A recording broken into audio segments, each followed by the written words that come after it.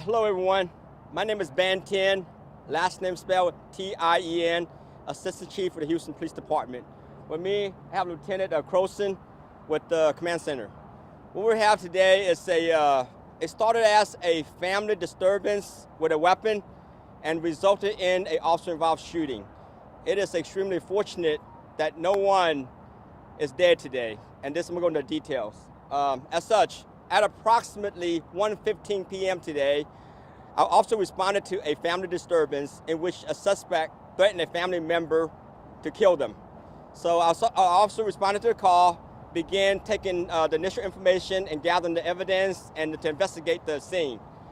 And the officer was on scene for approximately 45 minutes or so and began looking around the areas for the suspect, right? As you can imagine how dangerous it is. You have a suspect threatening to kill a family member. And as they were looking, they found the suspect in the proximity of the 10200 block of Valencia. Just a good reference, Valencia is probably like half a block north of I-10 at the intersection of Mercury. So the initial call officer responded to was 10200 at Valencia. When the officer spotted the vehicle of the suspect, the vehicle is going back towards the house. Now you can imagine now, you know, the officer got dispatched to a call involving the suspect threatening to kill a family member, and now the suspect is going back to the house, right? And the suspect began following the vehicle and initiate a traffic stop, trying to stop the suspect. At the same time, the suspect reached out the window and brandishing a firearm, flashing at the officer. Now you can imagine going back to the house, now showing the firearm, and has threatened to kill a family member, right? So the officer began following the vehicle, initiate a vehicle pursuit that lasted approximately 2 minutes. The suspect actually went back towards the house of the family member. And the suspect immediately jumped out of the vehicle and began to discharge his firearm at the officer. Subsequently, 3 officers returned fire, and the officer returned fire. The officer was not struck, but the suspect was struck. When the scene became safe, the officer approached the suspect, took the suspect into custody, and then immediately render aid.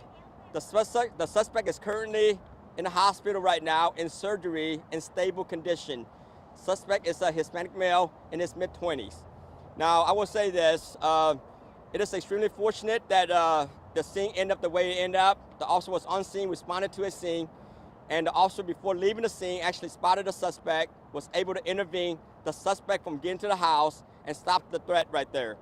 Now, also because of the timely first aid provided by officer, it appears that the suspect will survive from his injury. Now, I do want to make a disclaimer. The investigation is extremely preliminary at this point. As you know, as more information come in, things can change. We currently have our homicide investigator from the Special Investigation Unit is on scene investigating, just like any officer-involved shooting. We also have our crime scene unit with the forensic science team is also here processing the scene. At the same time, our investigators from Internal Affairs Division is also running a parallel administrative investigation into this. And our DA's office, the investigator from our DA office, the Civil Rights Unit will also run a parallel investigation. I do want to make this clear that this is a preliminary investigation. As the scene continues to develop, you know, we'll continue to disseminate more information, right? Currently, we have 3 officers involved, and 1 officer is in his mid-30s, has 1 year of service. The second officer is in his late 20s, also has 1 year of service, right? The last officer, the third officer, approximately in his early 40s, has about 16 years of service with the Houston Police Department. And as any protocol, those officers will be placed on administrative duties pending this investigation. Any question at this time?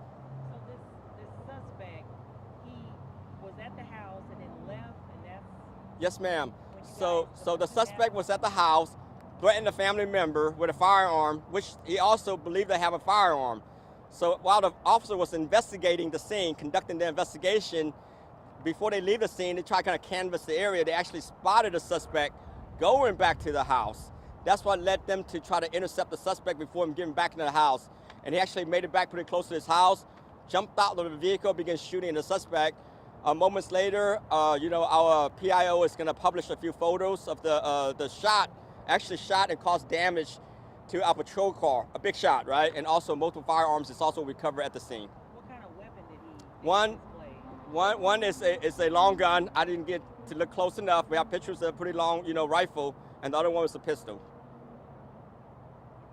Now, how many times was the suspect, or how many shots were fired in this? As you know, as complex as it is, it's preliminary right now. All I know is the suspect fired multiple rounds. It is believed with his rifle and his pistol, and also subsequently returned fire. But the suspect, struck, I believe, at least once, but also was able to render first aid. Sanctity of life is extremely important to us, so they were able to quickly render first aid. Therefore, he was able to be successfully transferred into the hospital, and then he's in surgery right now, believed to be in stable condition. Now, do you know if there are any prior calls to police before this, or any response calls to service here at this residence? So based on the preliminary investigation we have, there are multiple calls, that also came to this residence multiple times involving the same suspect, involving the same threats towards a family member, right? And it is also believed that the suspect may have some mental issues too, right? And I want to take this moment to segue into, as we get close to the holidays, and sometime in the last couple of years ago, there are a lot of stuff going on with COVID, with the confinement, due to the pandemic. And a lot of us, have a lot of challenges, right? So those family members that recognize those challenges, please call us, ahead of time. Let us know. Give us the time to respond so we get the subject matter expert, right? The clinician, to those folks that recognize those symptoms to provide those help. At least at the minimum, try to take their loved ones to the hospital so they get some sort of treatment, right? Prevention is key. We cannot stop everything at any given moment, but prevention is key. But it's so fortunate today that it ended up the way it ended up. The officer took the time to investigate the scene, and prior to leaving the scene, actually do the due diligence to circle around and find a suspect actually going home to stop and interfere and intervene to a potential, right, escalation of a bad scene, right? Most importantly is the officer were able to contain the threat where they need to, and then provide first aid, to save the suspect's life. How was the suspect's family doing, the one that was being threatened? I can imagine they're pretty shaken up right now as I walk up to talk to a couple of them. Then again, it is part of the crime scene, and our investigator is conducting the preliminary investigation. It's limited what I can do right now, right? It's gonna, I would imagine, you get threatened, and then, you got the suspect coming home, with actual, firearms with him, and start shooting at the police, so. How thankful are you? I mean, I know this is, not what you guys want to be on, but nobody's dead from this, So, hey, you know what, as mentioned earlier, the sanctity of life is always the most important thing to us. Not one of the most important things, but the most important thing. But the fact that, no one resulted in a death today is always a good day, right? As you know, we've been going through a lot of challenges, right? Any loss of life is always a tragedy, right? Our key is to prevent that from happening. Are you guys using surveillance footage to? So that's part of the investigation, gather body cam footage, and I'm confident that, the neighborhood, there's a lot of cameras up there. Our investigators going to canvass the neighborhood to get an additional footage to be part of the investigative package. So I encourage everyone that has the additional photos, cell phone videos that some of y'all may have, or some home video that you guys have, just call us, the Homicide Division, at 713-308-3600, and let them know you have those surveillance so we can capture those and put it in a package for our investigative package. Do you know how far or how long the chase was between when the police officer tried to initiate the traffic stop to where it ended? Well, that's going to be part of the investigation. What I gather right now, the chase actually lasts a couple of minutes because the suspect's actually heading back to his family member's house. And he actually made it to the front door of his family member's house. So he left. He left, but just in the vicinity, and The officer was like, there he is, and tried to Yes, stop yes, ma'am. Yes, ma'am. what happened as he was trying to Absolutely. There was a mental health program that was implemented in HPD. I'm sorry? There was a mental health program that was implemented in HPD's system. Do you know if anybody was called out from that mental health program? This is going to be part of the investigation. To answer your question, the Houston Police Department do have a robust and progressive, mental health program, right, called a crisis intervention program. Often our officers do respond to those. Most of our officers are trained in crisis intervention, right? And then they do have the experience to address those issues accordingly. Any questions?